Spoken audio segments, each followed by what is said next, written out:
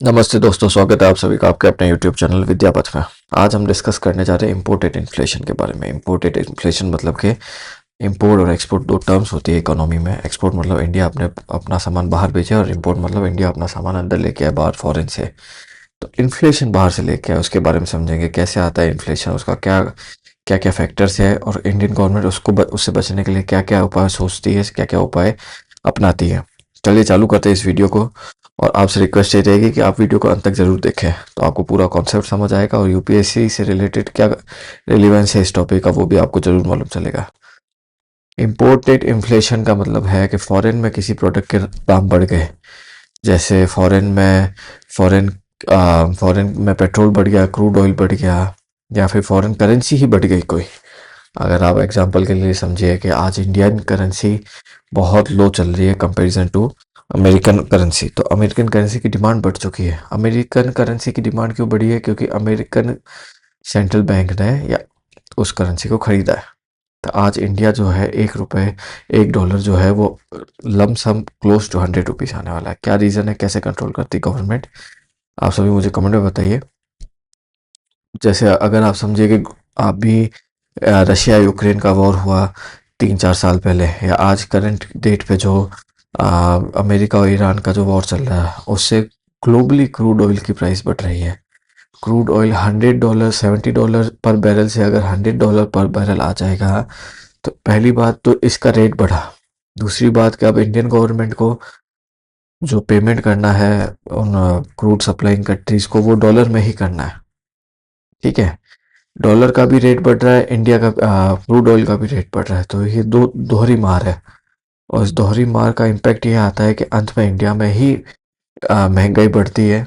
जो product foreign में महंगा हो चुका है, उसका इंडिया पे ये इम्पैक्ट आता है कि इंडिया का पूरा फर्टिलाइज़र, दवाइयाँ, खाने पीने की सब्जियाँ, फल सब्जियाँ, सब कुछ महंगा हो जाता है इस वजह से। तो इस तरीके से जो है इंडियन इकॉनमी जो है इन्फ्लेशन को इंपोर्ट करती है from the foreign country. Corona में भी आपने देखा कि पूरा लॉकडाउन लग गया था 8 महीने का बिगिनिंग में।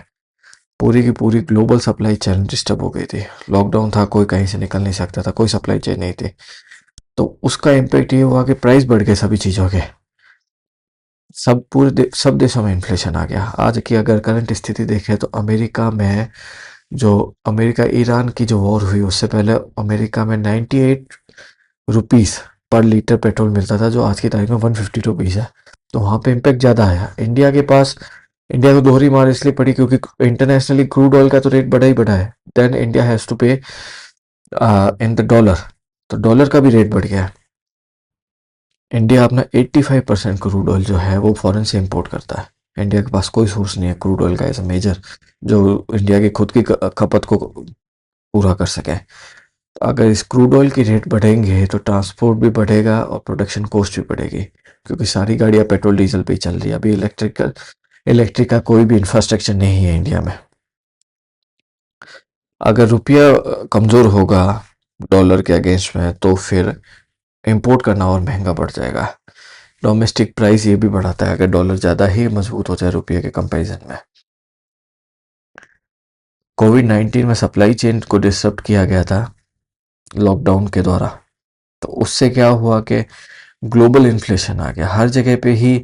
अगर कोई मेजर इकॉनमी है, जैसे अमेरिका हुआ, चाहे यूरोप हुआ, या फिर चाइना हुआ, वहाँ पे अगर इन्फ्लेशन आ रहा है तो इन्फ्लेशन वर्ल्ड वाइड देखा जाएगा, क्योंकि इस पूरा का पूरा सप्लाई चेन वहीं से है। मेजर इकॉनमी हो चुकी है अब वो लोग।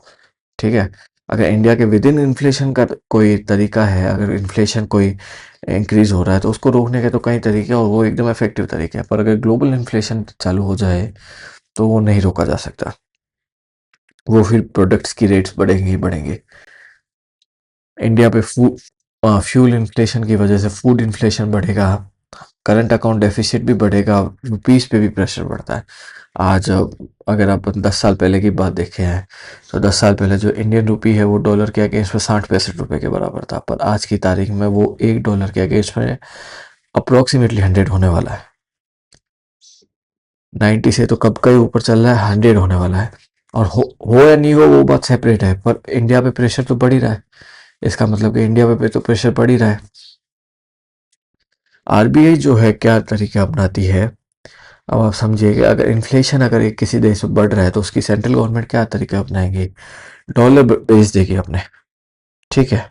डॉलर बेचने से क्या होगा, डॉलर बेचने के होगा कि आ, डॉलर की supply international foreign exchange market में बढ़ जाएगी और वो इंडियन रुपीस वापस खरीद लेगी डॉलर को बेच के, तो इंडियन रुपीस की स्कार्सिटी हो जाएगी, होल्ड कर लेगी, मतलब जिसको अपन आसान भाषा में समझते हैं कि स्टॉक करेगी, तो इंडियन रुपीस को तो स्टॉक कर लेगी और फॉरेन करेंसी को एक्सपोर्ट कर लेगी, मतलब बेच देगी उसको।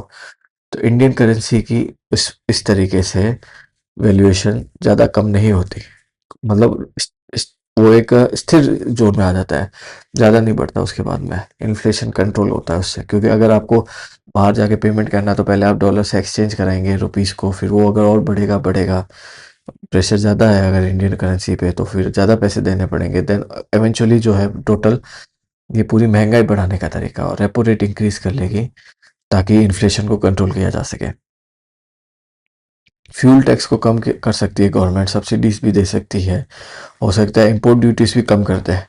बफर स्टॉक्स जो इतने टाइम तक गवर्नमेंट ने एडिशनल इंपोर्ट किया है from the Russia, cheap oil जो परचेज किया है रशिया से, वो एक पूरा का पूरा भंडार हो चुका है, तो उस बफर स्टॉक को धीरे धीरे करके रिलीज करेगी ताकि क्या हो कि महंगाई ज़्यादा ना बढ़े। ऑलरेडी रशिया से या एग्जांपल कोई भी और देश से सस्ती दरों पर क्रूड ऑयल परचेज किया हुआ है, पेट्रोल डीजल जिससे बनता है, तो उसको धीरे धीरे करके रिलीज करेगी ताकि बैलेंस बना रहे। Real life example imported inflation का कोविड-19 है, रशिया यूक्रेन वॉर भी है। और अगर आज की तारीख में देखें तो फ्यूल इन्फ्लेशन बढ़ रहा है, पेट्रोल काफ़ी महंगा हो रहा है, वर्ल्ड वाइड क्रूड ऑयल काफ़ी महंगा हो रहा है, तो अमेरिका ईरान वॉर भी आज की तारीख में करंट पर आज के परिप्रेक्ष्य में हम देख सकते हैं कि यह भी काफ़ी इम्पैक्ट कर रहा है। इम्पोर्टेड इन्फ्लेशन का मतलब यही है कि इन्फ्लेशन को इम्पोर्ट किया गया, महंगाई को इम्पोर्ट किया गया, इंडिया का इससे कोई लेना देना नहीं है, मतलब कि इंडिया की कहीं पे भी कोई वॉर नहीं हुई है।